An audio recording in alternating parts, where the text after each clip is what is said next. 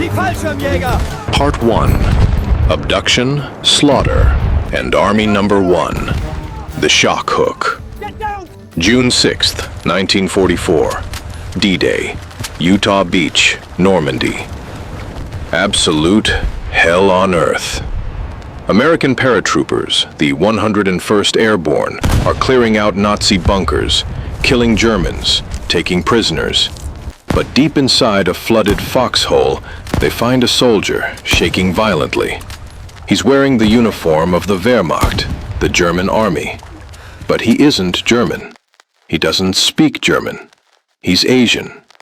The Americans assume he's a fanatical Japanese soldier fighting for Hitler in France. They were wrong. The truth is 1,000,000 times crazier. This is Young Kyung-jong.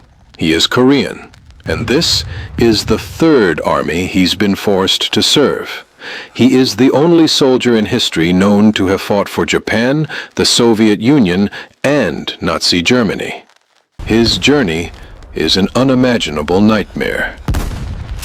Conscription and the mechanized slaughterhouse. Korea is occupied. Young is 18 years old. He's not a soldier, he's a civilian. But Japan's notorious and brutal Kwantung Army needs cannon fodder. They didn't ask. They kidnapped him. They ship him to Manchuria, the Soviet border. They shove an Arisaka rifle into his hands and order him to die for the emperor. The Battle of Khalkhin-Gol. This isn't a skirmish, it's industrialized slaughter. Soviet General Georgy Zhukov unleashes a firestorm. Thousands of Soviet light tanks, lightning-fast machines shatter the Japanese lines. Heavy artillery pounds everything into dust.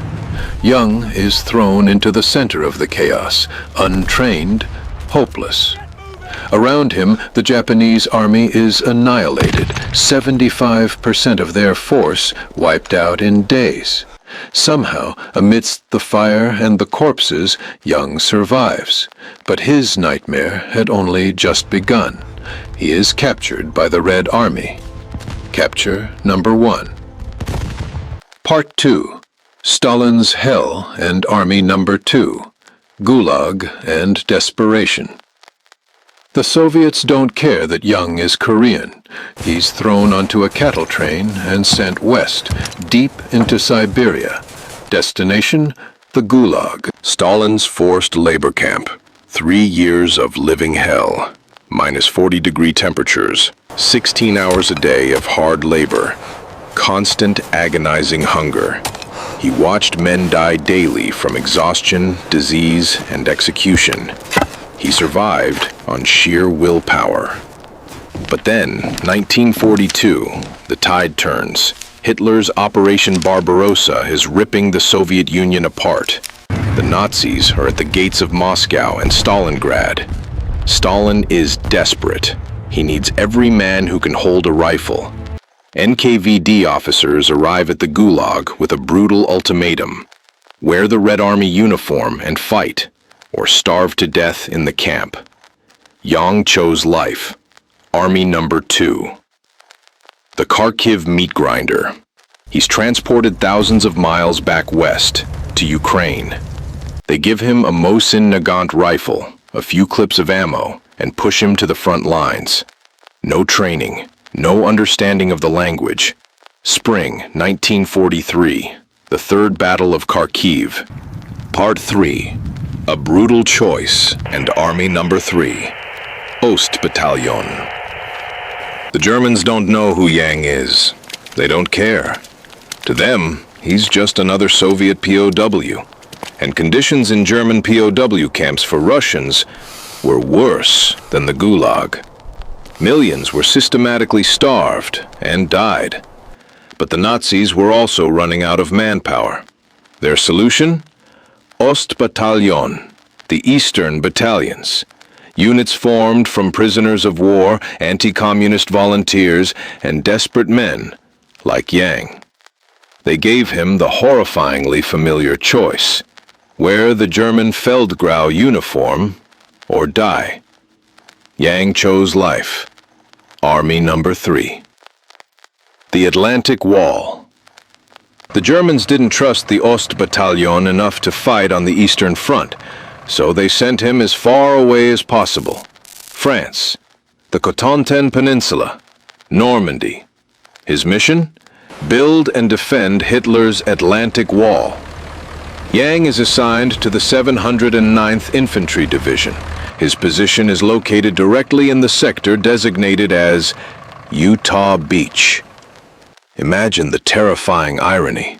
A Korean man, conscripted by the Japanese, forced by the Soviets, now wearing a Nazi German uniform, standing in a bunker in France, waiting for the Americans and the British.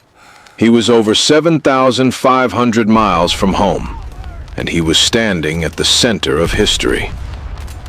Part 4. D-Day and the Impossible Truth. Doomsday in Normandy.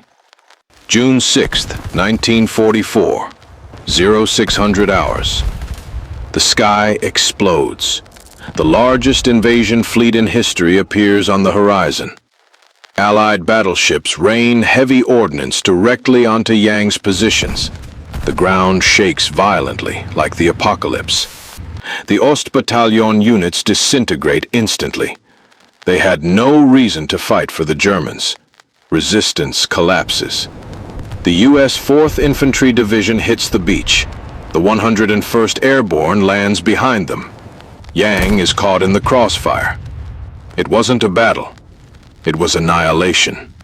Hours after the landing, amidst the chaos, Yang drops his weapon.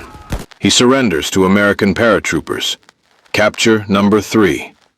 And the final one. Mystery and a silent legacy. Lieutenant Robert Brewer and his men were completely bewildered. An Asian man in a German uniform in France.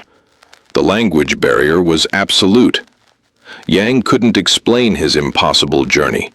It took Allied intelligence weeks to confirm this absurd story. 6 years of war, 3 enemy armies fighting across 2 continents. After the war, Yang didn't return to Korea. He was sent to Britain and eventually emigrated to the United States. He settled in Illinois, lived a completely anonymous life, got married, had children, and never spoke about what he endured, not even to his family. He died in 1992. Young Kyung-jung was not a hero. He was not a traitor. He was the ultimate victim of total war, a man caught in the craziest whirlwind of history who, against all odds, survived. This is war at its most savage, a bloodbath against elite panzer divisions and the battle-hardened Waffen SS. Streets become battlegrounds. German Tiger tanks blast buildings apart. The sound of the German MG-42, Hitler's buzzsaw, shreds the Red Army assaults. Yang is trapped in a collapsing unit. The Red Army is encircled. Absolute chaos. Once again, his unit is destroyed, and once again, he survives. But history repeats itself cruelly. Yang is captured alive, capture number 2, this time by the German Wehrmacht.